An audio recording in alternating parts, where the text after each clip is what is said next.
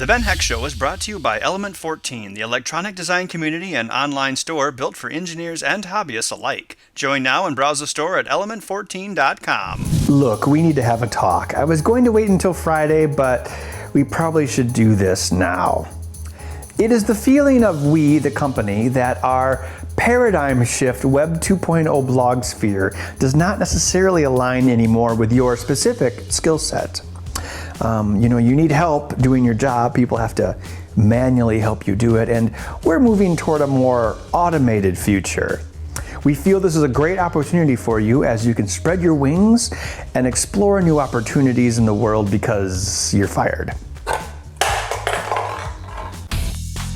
Amazing builds, exclusive mods, cutting-edge ideas, electronics, engineering, and more. Every week on Element 14's The Ben Heck Show.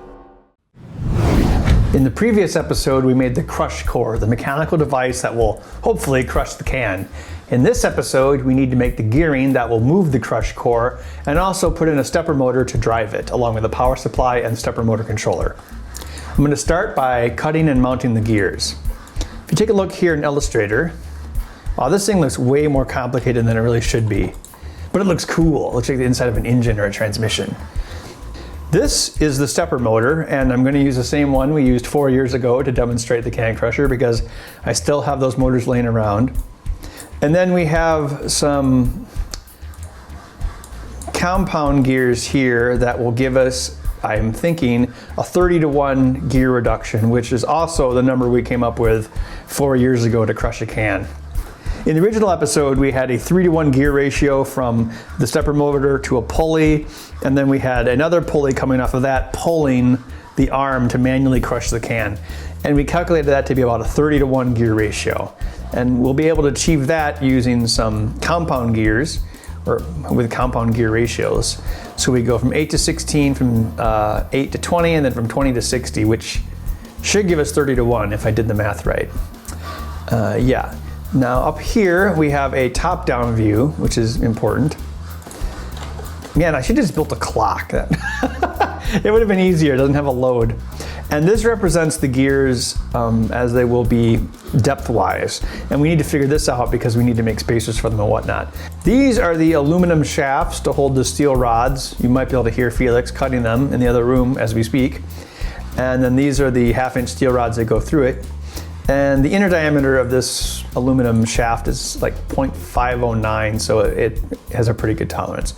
And these are the gears here. So the stepper motor gear meshes with this gear, which then uses its inner gear to drive this gear, which drives the main gear.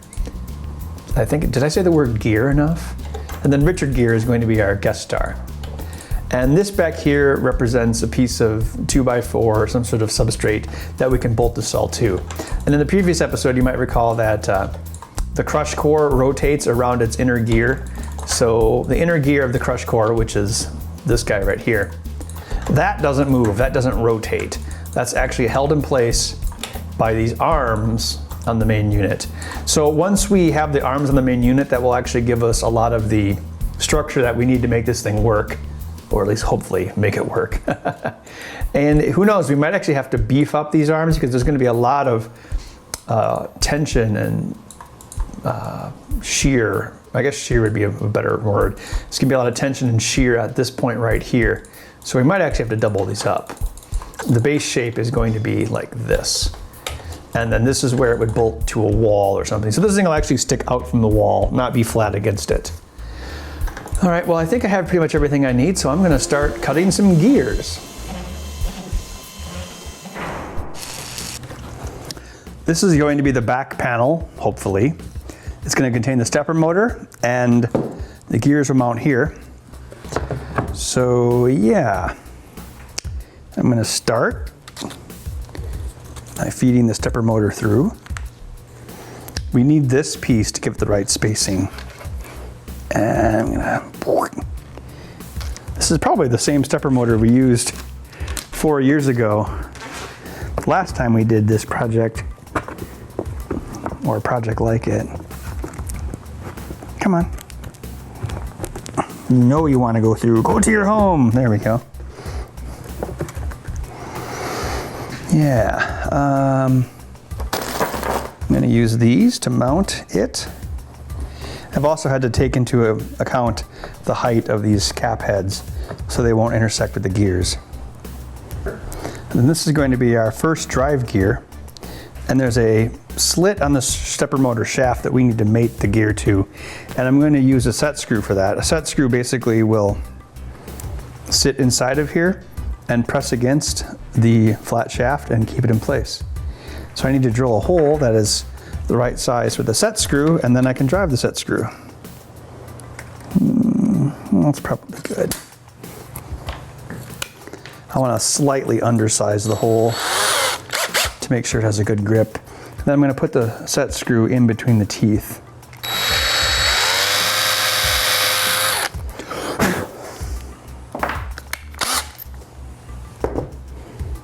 As I hesitate to place the drill, as I realize it's blocking the camera. Are you recording everything like Tommy Wiseau did? Yes. What? How could you do that, Lisa? Wait, why do I say things like that? Because I know you'll put it in the episode. I should know better than that now. But I don't. So the set screw should, if I have the right length here, I think I measured it right. It should go below the teeth so it won't actually affect them. Yeah, it looks like it's right. So there's a shaft there's a notch here. And what we'll do is we'll put this in place with the set screw in the side of the notch, and then we'll drive the set screw to set into the notch. That will keep it from moving, which is good because it's going to be under a lot of pressure. Under pressure. You can leave that part. I'm going to link this inner gear to the outer gear. We need to redo this inner piece, so I'm going to have inner piece. We need to find our inner piece to put here. I'm going to have Felix turn the router back on and we will cut a replacement piece. I made it 1/2 inch, but it needs to be about 1/4 inch. I misinterpreted my drawings and also my dreams. This one should be the right spacing. I just misinterpreted my files. That's a problem when you do 2.5D, is you kind of have to type everything in as you intended. Like, oh yeah, this 2-dimensional piece is supposed to be this size. Now I can check by putting this spacer here, and this gear should line up. Yep, okay. So that's correct now. I've got my steel rod here, my shaft collar on the end, which also has a set screw. Of course, gravity's fighting me every step of the way. Give us any chance, we'll take it. Okay, now this should slide on. There we go. Now it's time for a tech timeout. Let's talk about gear ratios really quickly. We need a 30-to-1 gear ratio for this project, but we achieve that by having compound gears, where we have one gear that drives another gear, then we have a smaller gear that drives the next gear, and so instead of having a bunch of gears in a line, you can nestle them together better. And I'm using the Gear Template Generator, which is a program I downloaded from woodgears.ca, a really great site, a really great program, and there's also a YouTube channel that's associated with this. Awesome woodworking skills and demonstrations. Anyway, I downloaded this program a while back and I used it to generate all my gears for my laser cutter and my CNC machine. You can also print out templates. I can just hit export and export a polyline version and put it right into my Adobe Illustrator. As far as ratios go, it's not necessarily the diameter of the gear, it's how many teeth you have. If I have 10 teeth on one gear and 20 teeth on the other gear, it's a 2-to-1 gear ratio. If there's 30 teeth on the other gear, it's a 3-to-1 gear ratio. But this can take up a lot of room, so in this episode we're using compound gears to make it take up less space. So yeah, woodgears.ca, awesome site, check it out.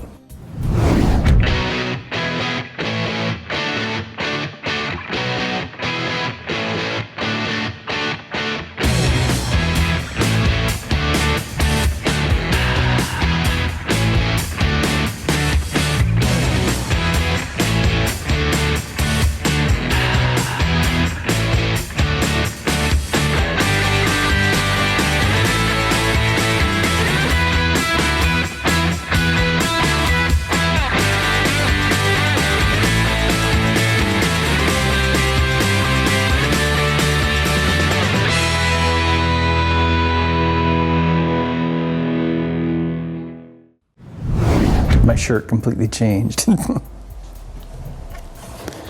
Okay, we have the first gear in place. Here's our stepper motor. It's going to drive this gear.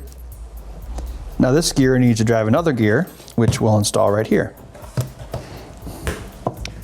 Got another one of my rods. And I kind of have to choose where the slop's going to be.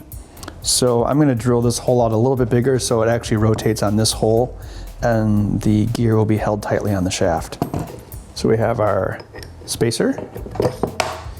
Felix hand cut these from these original aluminum tubes. And when you're doing something like this, if you have a 0.5 inch rod outer diameter, you want to make sure the inner diameter of this is a little more than that. So I think this is 0.509, which gives you a good fit. If it was exactly half an inch, it wouldn't probably fit, because with tolerances and variations, it would stick.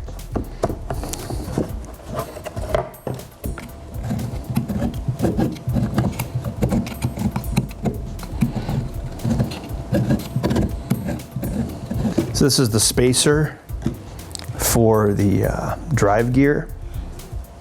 So remember, this gear doesn't move, so this is what holds the gear in place. So I've got to attach this.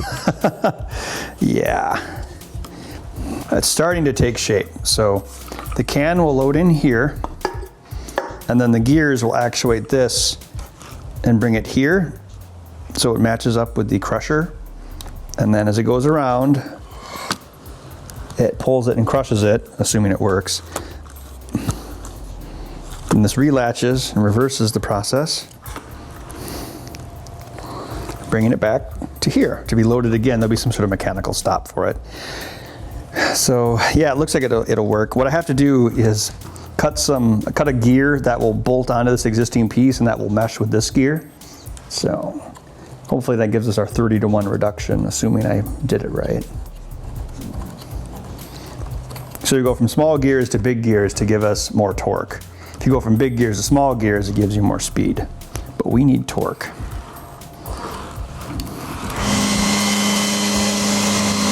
I've changed this piece of the crush core so it has the gearing built into it. And then this will push the can. I'll add stuff to this, but I want to do it one piece at a time. So I'm going to and I made this gear twice as thick, so it will engage both this and this. So it's easier to make this gear twice as thick than to try to make this gearing one step down. So let's see if everything lines up. Yeah.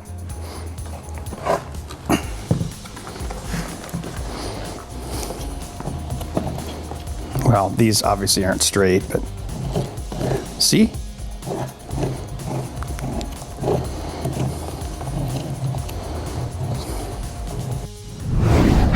Okay, the stepper motor has now been wired up to our driver board. Let's take a closer look at that. Here's the power switch to turn on the stepper motor driver. We're only using one of the drivers. We have an Arduino here stepping it. These are our really simple controls. This is step, so if I push this, it will advance the motor. And this is the direction of the motor, so if I hold it down, it'll go backwards. So these two buttons will allow us to test everything that we need to do. I added a few more things to the can crusher. There is another piece of plastic here with a curved lip to help the bottom of the can sit into it. And then over here, I added a piece of brass, and this will stop the can from falling out before the crusher engages it. And there's a gap here so that after the can is crushed, it'll fall through the gap into the garbage. All right.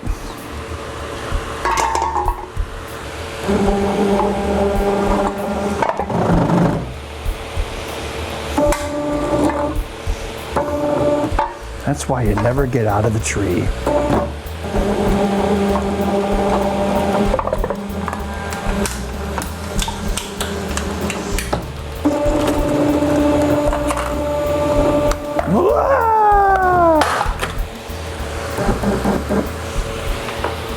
Recycle aluminium for the war effort.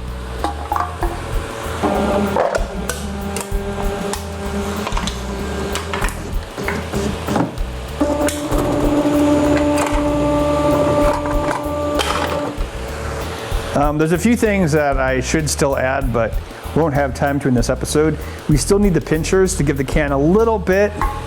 Doesn't take much, you just give it a little bit of a pinch, And I was going to put them here, so as the can is pushed through like that, the pinchers would squeeze it, but I have to make some modifications to the plastic before that would work because the pinchers would intersect the plastic, so I'd have to work that into my design.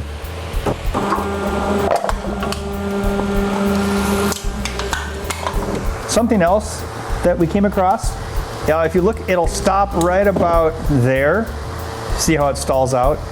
And the reason it does that is because basically it doesn't have enough power to crush the can any further. This is meant to go about another 20 degrees.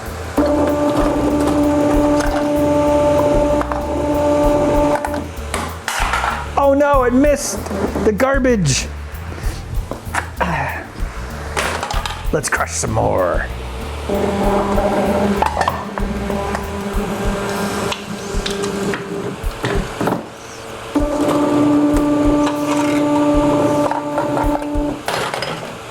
Your mom's going down. She's yelling timber. She won't get up, which means she'll die.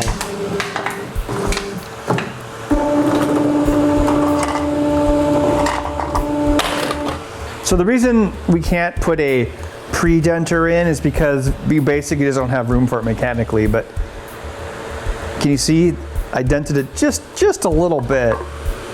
That's really all it takes to give it the push it needs. See, and then it just gets crushed.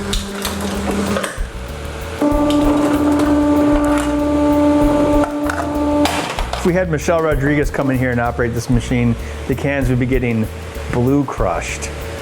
Crush core. What would happen if Michelle Rodriguez came in here and fought Allison? Who would win? Post your comments below. The gears are holding up really well. I actually was a little worried about them, but they're all right. One issue we have is the set screw. See the set screw here? It's not that the gear being made out of plastic is a problem, it's the set screw can't dig into the plastic very well, so this does come loose, you know. If we had an aluminum gear or a metal gear, it'd be better, but you know, for demonstration purposes, this works fine. I'm just gonna keep crushing cans, you know. I've been wanting to build one of these for so long, it's just, you know, satisfying to finally be crushing cans with a machine. So some final thoughts about the can crusher. We were able to accomplish it with a single stepper motor, and by using a 30-to-1 gear reduction, we gained enough torque to crush the can. If we would have gone maybe 40-to-1, perhaps we could crush them then even faster, but this shows that it is, you know, it is feasible. This section here, crushing the cans on end, which was one of the suggestions from the community, that works pretty well. This dual stage loader was probably a little bit more complicated than it needed to be. You know, the premise of, oh yeah, the can drops in, and then, you know, what if it doesn't land? You know, that's, okay, so the can drops in and then it goes over to the crusher. The reason I did that was so the cans could drop in via gravity and be on end, but that necessitated this fairly complicated rotating rack and pinion, which is cool and all, but you know, it took a lot longer to build this thing because of that. I mean, it looks neat. Oh, look at that. Yeah, so that part I wish was a little better, but the main thing I'm happy about is after 4 years, we have proven that you can crush a can mechanically with a single stepper motor.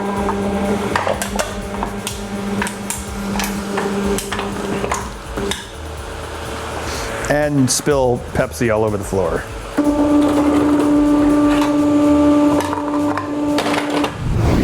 I'd like to take this time to thank the community for sending us so many great ideas that inspired us and helped to make Can Crusher 2.0 a smashing success. Well, that's all the time we have for today. In our next episode, we're going to be making an internet-connected device using the Intel Galileo board. We'll see you then.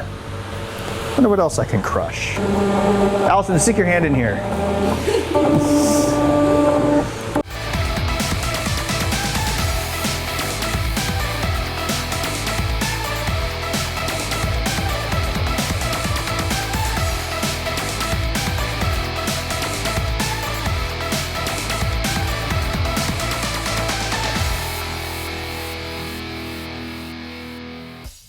I do kind of want to stick my hand in it. Don't. No, Ben, no. What? What's the worst that can happen? No. Don't, please don't. Please no. I'm just curious. Crush tomorrow. Have you ever noticed that Michelle Rodriguez dies in every movie series and comes back in every movie series? Fast and the Furious, Resident Evil, and soon Avatar. She'll come back. You're not going to do a scene from Coyote Ugly, are you? That movie was so dumb. Whatever, I could totally beat you in arm wrestling. You haven't played video games in so long, you probably don't even have any thumb strength left. It's better for us, and ultimately, it'll be better for you. And that is why you're fired. And I just think it might be time for you to move on to exciting new prospects. This is a great day for you because you're fired. Well, I actually think this could be a good thing for me. Yeah, I mean, I've always wanted to finish that novel. I've got a few 100,000 Legos I've never put together. And, I never got all the achievements in Fallout 3. So, yeah, this is a good thing. I feel good about this. Yeah, go me. Today is the first day of the rest of my life. The Ben Heck Show is brought to you by Element 14, the electronic design community and online store built for engineers and hobbyists alike. Join now and browse the store at element14.com.